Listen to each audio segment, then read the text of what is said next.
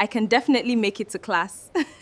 Zainab, you are always so stubbornly optimistic. The lecture starts in exactly 5 minutes. Watch me, I will be there on time.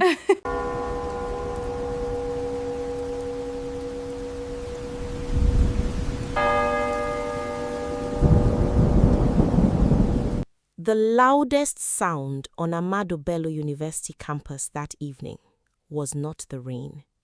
It was the bell. The Carillon Tower rang across the campus just as a young woman stood frozen beneath it, staring at a gold ring she could no longer wear. Her hand trembled. Across from her stood the only man she had ever truly loved. Neither of them cried. Because sometimes the deepest heartbreak comes after the tears have already dried. But how could two people who loved each other enough to sacrifice everything still end up walking away? Stay with me, because this story doesn't begin with a broken engagement. It begins with a storm and one unexpected door that changed two lives forever. And if stories that leave you thinking long after they end are your kind of stories, consider subscribing. There are many more journeys like this waiting for you. If you've ever visited Amado Bello University in Zaria during the rainy season, you'll know something about its weather. The sky never argues. 1 minute, the afternoon is bright enough to cast sharp shadows across Congo campus. The next, thick grey clouds gather without warning, swallowing the sun as if someone had closed a giant curtain over the city. Students learned to carry umbrellas. Zainab never did. "You are too stubborn," Hawa always complained. "I'm optimistic," Zainab would laugh while stuffing another thick genetics textbook into her backpack. "You mean forgetful?" "No." "Then why do you never carry an umbrella?" "Because I always believe the rain will wait until I get home." "The rain doesn't know you." "It should." That afternoon, the rain proved Hawa right. Zainab had just left the Faculty of Science after spending nearly 4 hours inside the laboratory. Her white lab coat was folded over one arm. Her backpack hung heavily from one shoulder, stuffed with notebooks covered in diagrams of DNA strands and inherited diseases. Medical genetics fascinated her. While most of her classmates dreaded lectures about inherited disorders, she sat in the front row asking endless questions. She believed every disease carried a story, every gene carried a history, and every patient deserved hope. She often imagined herself one day helping families understand illnesses they feared. Ironically, she had no idea that one day genetics would become the greatest enemy of her own happiness. Lightning flashed. Before she could react, rain crashed from the sky. Not ordinary rain, the kind that emptied streets within seconds. Students screamed playfully as they ran in different directions. Some squeezed beneath classroom roofs, others crowded under balconies. Within moments, Zainab was completely soaked. "Oh no!" She looked around desperately.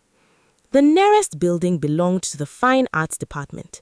She had never entered it before. Science students rarely had a reason to. Still clutching her backpack over her head, she sprinted toward the nearest open doorway. The hallway smelled different. Instead of chemicals and disinfectants, the air carried the scent of wet clay, fresh wood, turpentine, and paint. Large sculptures lined the corridor. Half-finished faces stared silently from blocks of stone. Canvas frames leaned against walls. The place felt alive, yet strangely quiet. She continued walking deeper inside, searching for somewhere to wait until the rain eased. Then she noticed one door slightly open. Soft music floated from inside. She knocked gently. No answer. She knocked again. Still nothing. Curiosity pushed the door wider. The room looked less like a classroom and more like another world. Paintings covered every wall. Golden sunsets over Kaduna, ancient city gates, dusty northern roads, horse riders beneath orange skies, children laughing beside mud houses, a woman carrying a clay pot balanced effortlessly on her head. Each painting seemed to breathe. Every brushstroke carried emotion. Zainab stepped inside without realizing she had stopped blinking. Beautiful. You weren't invited. The voice startled her. She turned sharply. A young man sat near the far window, almost hidden behind an enormous canvas. His fingers were stained with blue and burnt orange. A sketchbook rested on his lap. He wasn't angry, just cautious. Oh! I'm so sorry. I thought nobody was here. I was hiding. She frowned. From what? The same rain you're hiding from. Silence. Then, unexpectedly, she laughed. Not because the answer was funny, because of the serious way he had said it. For the first time, the young man smiled. I'm Zainab. I know. You do? You wear your faculty identification card backwards. She looked down. Sure enough, the transparent ID hanging around her neck had flipped. Biochemistry. She groaned. I've been walking around like this all day. Probably. She quickly corrected it. What about you? He hesitated. Farouk. You study here? He nodded. Fine arts. She looked around again. So, you painted all these? Another nod. She walked slowly from one canvas to another. Every painting held incredible detail. She wasn't an artist. She couldn't explain perspective or brush techniques, but she knew beauty when she saw it. One painting caught her attention. It showed an old man sitting alone beneath a tree. Nothing dramatic happened. No explosion of colors, no crowd. Yet, somehow, the loneliness inside the painting almost hurt. Why does he look so sad? Farouk answered without looking up. His son moved away. She blinked. It says that? No. I imagined it. She looked again. You imagined an entire story from one painting? He finally stood. Every painting already has a story. I just listen. Something about that answer stayed with her. Outside, thunder rolled again. The rain wasn't stopping anytime soon. Farouk quietly placed a kettle onto a small electric stove. You drink tea? She smiled. I wasn't expecting that question. You didn't answer. Yes. Minutes later, they sat opposite each other, holding steaming cups, while rain drummed against the windows. Conversation came slowly. Farouk wasn't the type who filled silence. He seemed comfortable inside it. Most people found silence awkward. He treated it like another language. Eventually, Zainab did most of the talking. She spoke about her childhood, her parents, her dream of becoming a medical researcher, her fascination with genetics. Farouk mostly listened, occasionally asking one thoughtful question before falling silent again. Then, it became her turn. What inspired all these paintings? He looked around the room. My home. Kaduna? My memories. There is a difference. She nodded slowly. He explained how he painted places exactly as he remembered them, rather than how they truly looked. Memories softened edges, changed colors, removed distractions. Sometimes, I think memories are better artists than people. Again, that sentence stayed with her. Hours passed unnoticed. When the rain finally stopped, evening had settled over the campus. Golden light spilled across the sculpture garden outside. Students hurried home before another downpour could begin. I should go. Farouk nodded. Neither of them moved. Then he reached for something on his table. A small, folded sheet of paper. For you. She unfolded it. Inside was a pencil sketch. Ha! Standing at his doorway, hair soaked, eyes wide with surprise. He had drawn her while she admired the paintings. You made this already? He shrugged. I sketch fast. She stared at the drawing.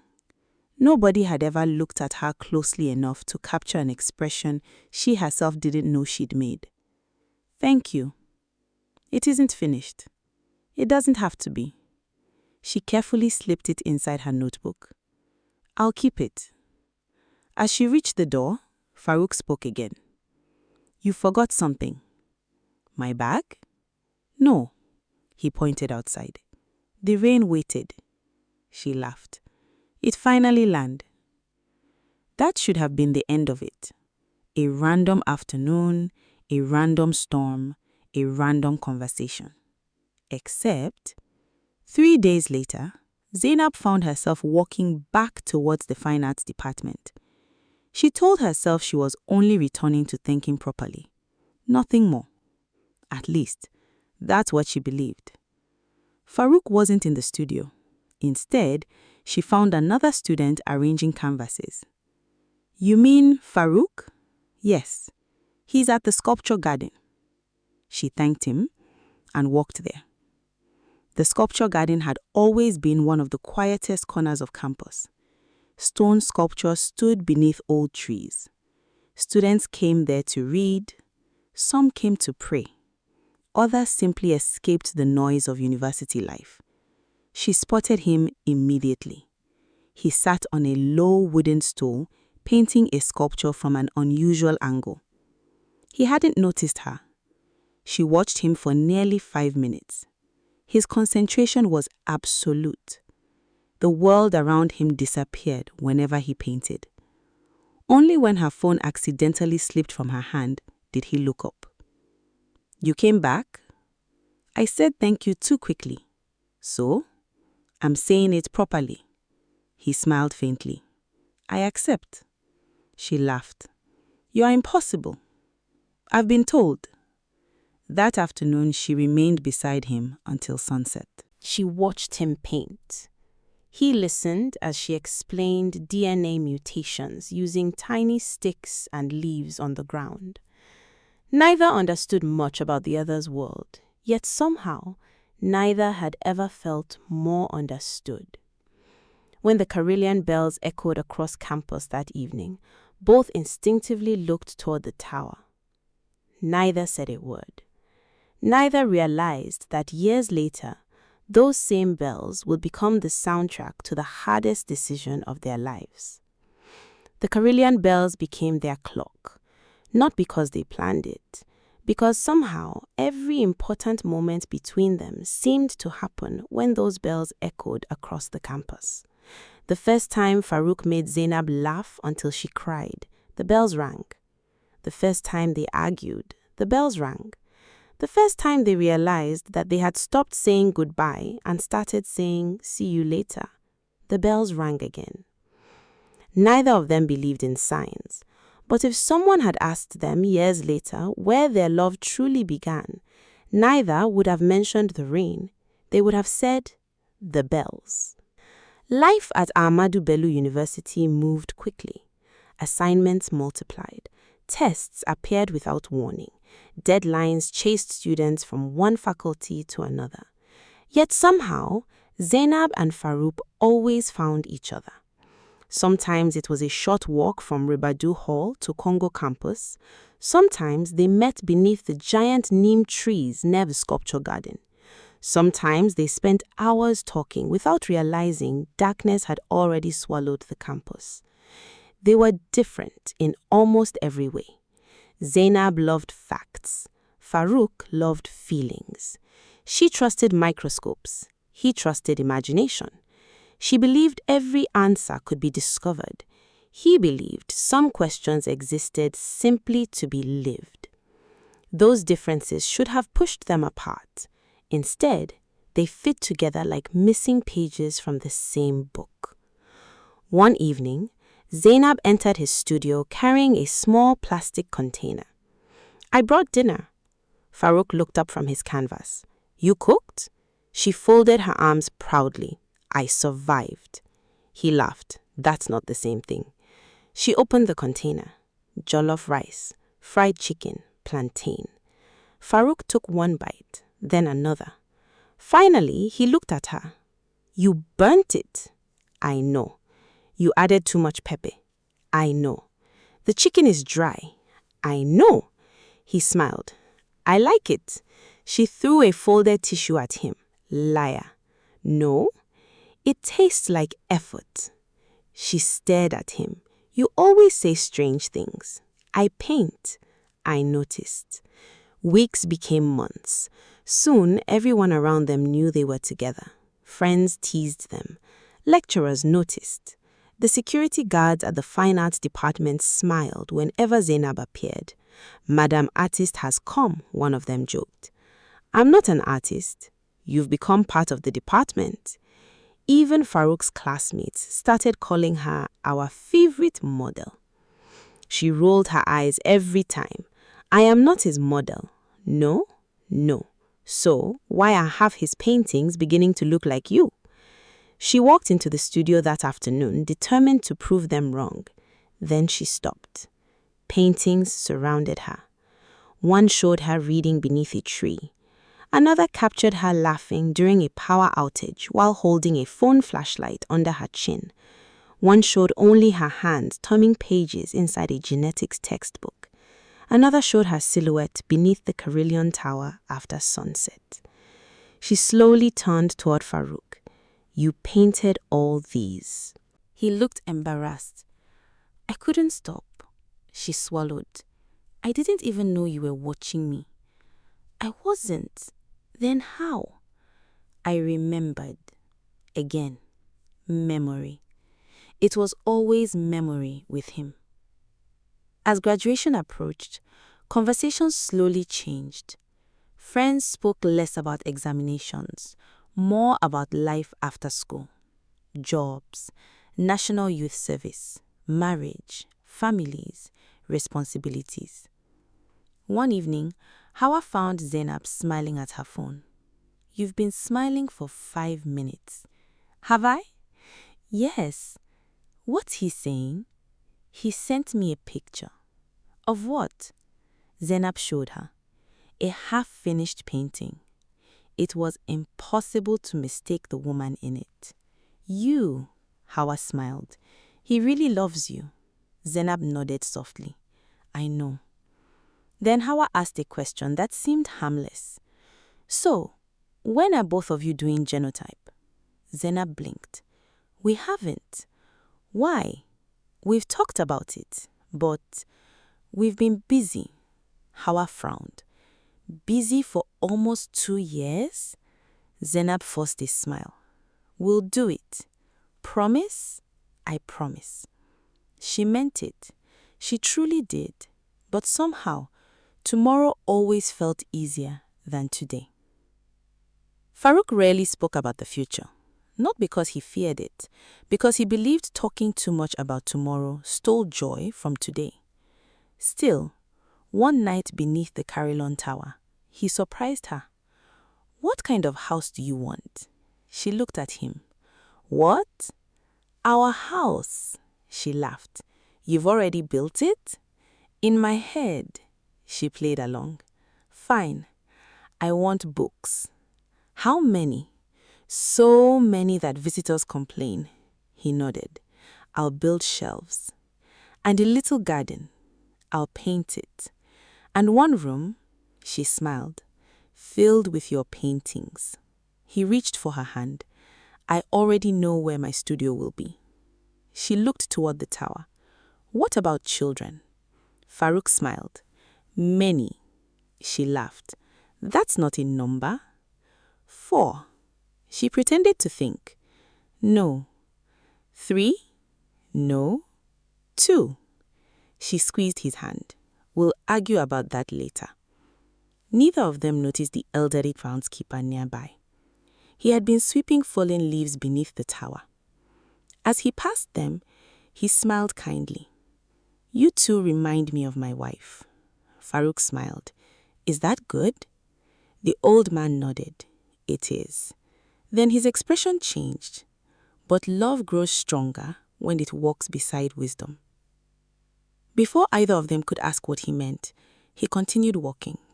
Zainab watched him disappear. "Strange," Farouk shrugged. "Old people speak in puzzles." She laughed. "Maybe." Yet, somehow, his words lingered. Final year projects arrived. The fine arts department buzzed with excitement. Farouk's exhibition became one of the most anticipated showcases on campus. Lecturers admired his work. Students from other faculties came simply to see what everyone was talking about. His collection carried one title: Echoes. Every painting explored memory. Hope, loss, home, love. Even visitors who knew nothing about art found themselves standing silently before his canvases. One lecturer whispered to another, "He doesn't paint places, he paints emotions." Zainab stood quietly in one corner, watching strangers admire his work. Nobody knew that many of those emotions belonged to her. Then she saw it, hidden behind a velvet curtain. One final painting, larger than all the others. She pulled the curtain aside. Her breath caught. It was her, standing beneath the Carillon Tower at sunset. Every detail was perfect. The soft wind lifting her hijab, the warm smile she never knew she had, the golden light dancing across her face. Behind her, the tower stood proudly against a crimson sky. At the bottom of the frame, something glittered. She looked closer.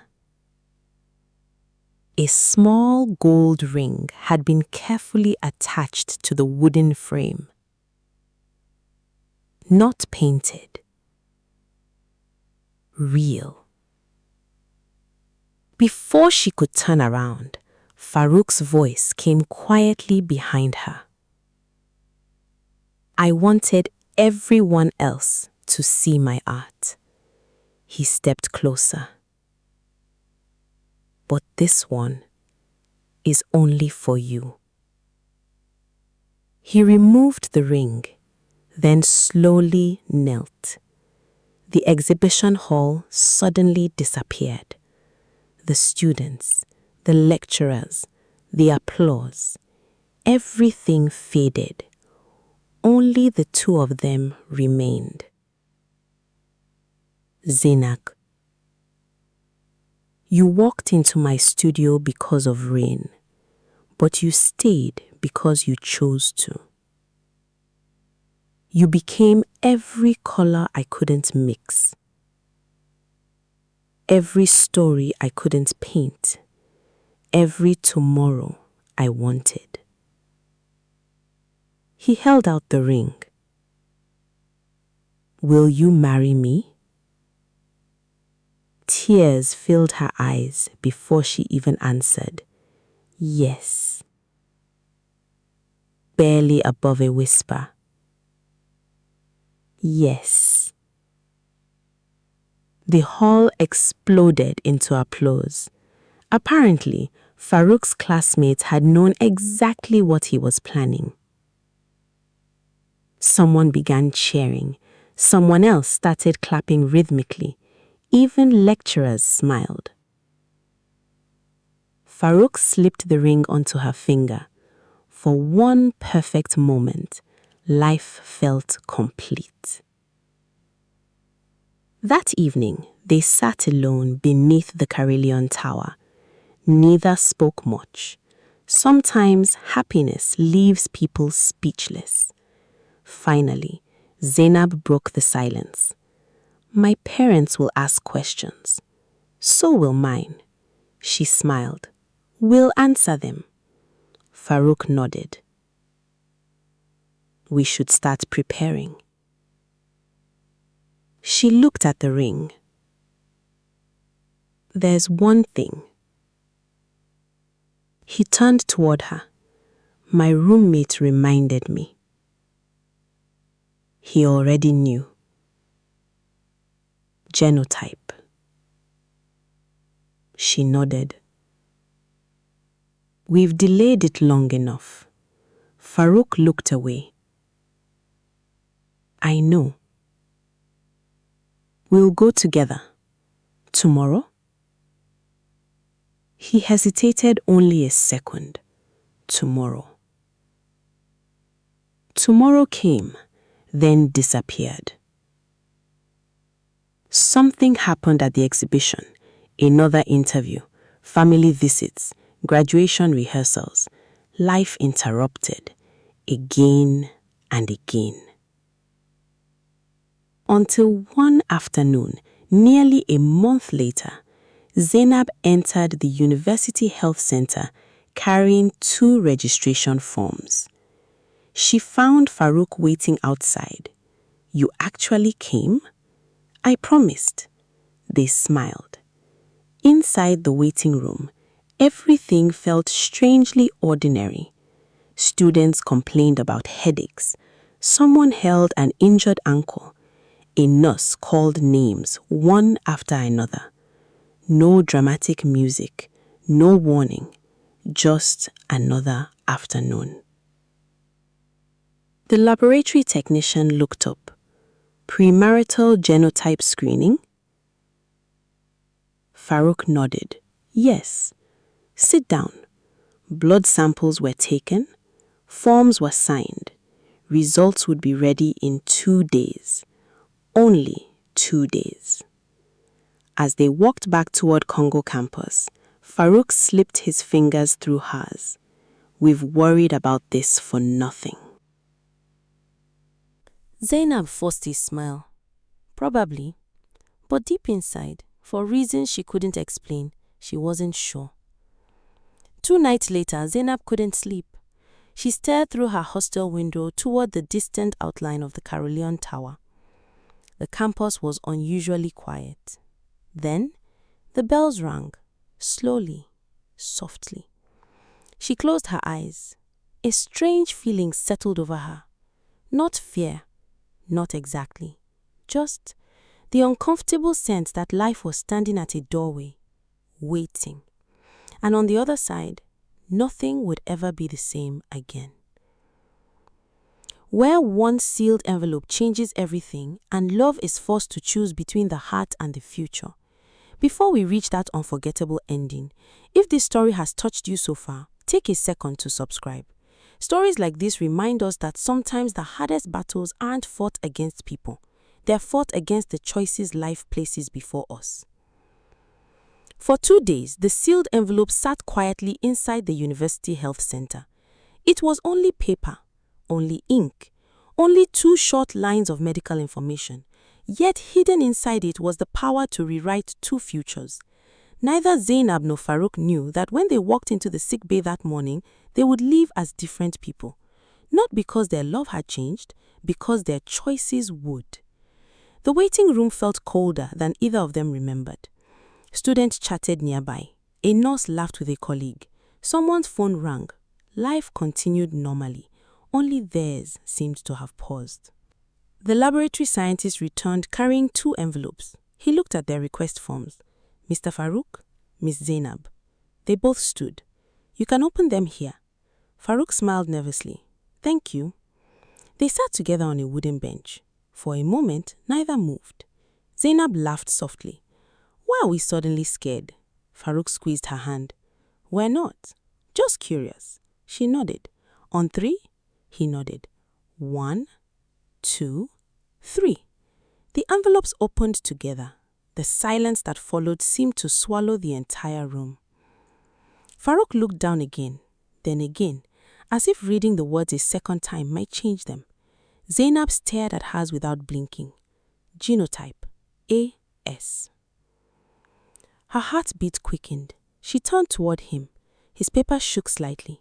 She didn't need to ask. She already knew. AS? He nodded slowly. AS. For several seconds, neither spoke. The laboratory scientist quietly walked over. I knew this can be difficult. Zainab looked up. There isn't a mistake. He shook his head gently. We repeated both samples. They're correct. The room suddenly felt much smaller. Farouk forced himself to smile. There must be something we can do. The scientist hesitated. There are options, but they come with challenges. He explained briefly about genetic counseling, advanced reproductive technologies, specialist consultations. Then he added one sentence neither of them would ever forget. The science exists, but access isn't always easy. Outside the health center, the afternoon sun shone as though nothing had happened. Students crossed Congo campus laughing. Someone sold roasted corn beside the road. A shuttle bus honked impatiently. The ordinary world continued, yet Zainab felt separated from it. She and Farouk walked for nearly 15 minutes without speaking. Finally, he stopped beneath a familiar neem tree. This changes nothing. She looked at him. Doesn't it? No. I love you. I know. We'll find another way. She wanted to believe him. She truly did. But somewhere inside her, years of studying genetics refused to remain silent. She remembered lectures, slides projected onto classroom walls, photographs of children doing painful sickle cell crisis, parents sleeping beside hospital beds, blood transfusions, repeated admissions. Tiny hands connected to intravenous strips. She remembered one visiting pediatrician saying, "Love cannot change inheritance." At the time, those words had been academic. Today, they became personal. Farouk refused to surrender. Within days, he had filled an entire notebook. Every page contained research, genetic counseling, new medical developments, clinical trials, IVF, pre-implantation genetic diagnosis, international success stories. He spent hours in the university library, longer hours at internet cafes whenever the campus Wi-Fi failed. One evening, he spread dozens of printed articles across his studio floor. There, he pointed excitedly. PGD. Zainab sat beside him. He continued enthusiastically. They create embryos through IVF. They test them. They implant only embryos without sickle cell disease. His eyes shone with hope. We can do this. She quietly picked up one article. Near the bottom, the estimated cost. She placed it back down. Farouk, we'll save, we'll work, we'll wait if necessary. She reached for his hand. It's not only the money. We're fresh graduates. We don't even know where we'll be posted for service. We don't know where we'll work. We don't know whether the treatment will even be available when we're ready. He remained silent. She continued gently. I've studied enough genetics to know that science doesn't promise outcomes. It only creates possibilities. He looked away. So, you're giving up? No, I'm facing reality. Their conversation slowly changed. They no longer argued about curtains for a future house or children's names. Instead, they discussed probabilities, risks, ethics, responsibility. One night, they walked silently past the Carillon Tower. The bells echoed through the cool evening air. Farouk suddenly stopped. What if we never have children? She looked at him.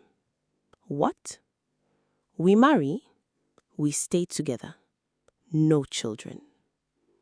The suggestion lingered between them. For a brief moment, it sounded possible. Then Zainab smiled sadly. You've always wanted a family. So have you. He looked down. We'd resent each other one day. She knew he was right. Not because either of them would stop loving, because dreams buried alive rarely stay buried. Weeks passed. Graduation arrived. Photographs were taken. Families celebrated. Everyone assumed wedding plans would soon begin. Only the two of them knew why every conversation about marriage ended with uncomfortable silence. Their parents noticed. Friends noticed. Even Hawa noticed. One evening, she finally asked, "What happened?" Zainab simply hugged her and cried. No explanation was needed. Hawa understood. Farouk visited Kaduna for several days. When he returned, something about him had changed. Not his love, his exhaustion. Hope had become heavy. He handed Zainab a small package.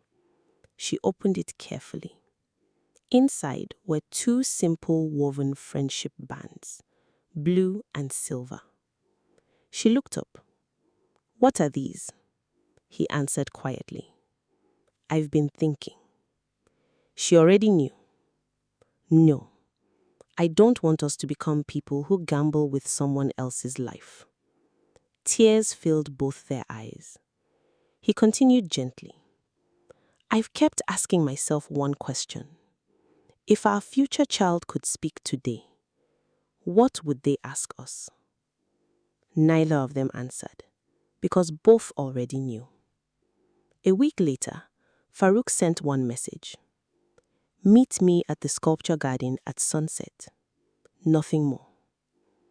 When Zainab arrived, the place was empty. The same sculptures, the same trees, the same benches, the same gentle breeze. It looked exactly as it had the afternoon they truly became friends. Farouk stood waiting. Between them rested a small wooden table, 2 cups of tea, 2 tiny boxes. He smiled softly. "I thought, if we began here, we should also end here." She almost couldn't walk towards him. Her legs felt unbearably heavy. The Carillon bells rang in the distance. Slow, steady. Almost as though the campus itself had come to witness goodbye. Farouk opened the first box. Inside lay the engagement ring. He held out his hand, not demanding, simply waiting. With trembling fingers, Zainab slipped the ring from her finger. For a second, she couldn't let go. Neither could he. Finally, the ring rested inside the box. He closed it gently, then opened the second. Inside were the friendship bands. No gold, no diamonds, just simple woven threads. He tied one around her wrist. She tied the other around his. Neither tried to smile anymore. The truth deserved honesty. "I don't know how to stop loving you, Farouk." "You don't have to." She swallowed hard. "I won't stop either. We're only changing what love asks us to do." He nodded slowly. Instead of asking love to build a family, they were asking it to protect one that would never exist. They remained there until sunset, talking, remembering, laughing through tears, recalling the rainstorm, the burnt jollof rice, the endless paintings, the late-night campus Wi-Fi calls, the Carillon bells. Every memory suddenly became precious because it was no longer leading towards tomorrow, it was becoming yesterday. Before leaving, Farouk reached into his bag. I made one last painting. He handed it to her. She uncovered it carefully. The painting showed two people walking away from each other under the Carillon Tower. Not because they had stopped loving, because they had chosen different roads. Above them, birds flew freely across an open sky. At the bottom, he had written only one sentence. The bravest love is sometimes the one that lets go. Zainab couldn't hold back her tears. She hugged him one last time, not tightly enough to make staying harder, just tightly enough to remember. Then, without another word, they walked in opposite directions. Neither looked back, because both knew if either one turned around, neither would have the strength to keep walking. Years passed. Life carried them into different cities, different careers, different dreams. Zainab became exactly the researcher she had always hoped to become.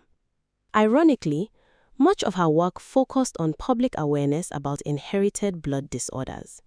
Whenever she spoke to young couples, she never frightened them. She simply told them, love deserves knowledge. Farouk's paintings gained recognition across Nigeria. His exhibitions drew visitors from every corner of the country. One collection became especially famous. Its title, Echoes of the Carillon. Art critics believed it explored memory, loss, time. Only Farouk knew its true meaning. Every painting carried the quiet heartbeat of one woman who had once walked into his studio because of rain.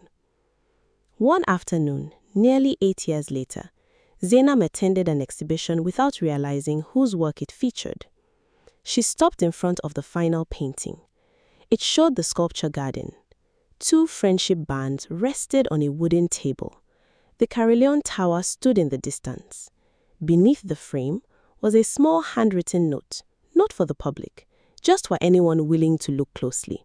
It read, "Some endings are not failures. They are acts of love disguised as goodbye."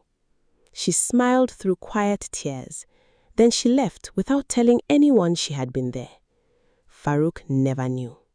Some memories don't need another conversation. They only need gratitude. So, what became of their love? Did it fail? No.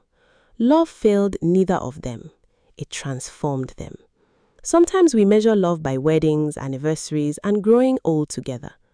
But perhaps love should also be measured by the sacrifices it is willing to make for people it may never meet. Two young graduates stood before a choice that no one should have to make. They could have ignored the science. They could have hoped for luck. Instead, they chose responsibility over desire, heartbreak over regret. And because of that, their love echoed far beyond the Carillon bells. It echoed in wisdom, in courage, and in every young couple who would one day hear their story and decide to learn their genotype before making lifelong promises. If this story touched your heart, let it be more than just another story you watched today. Share it with someone you love.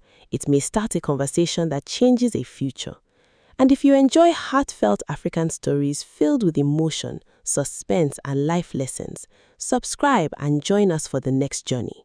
Sometimes, the most unforgettable stories aren't about the people who stayed together. They're about the people whose love was strong enough to choose what was right over what was easy. The end.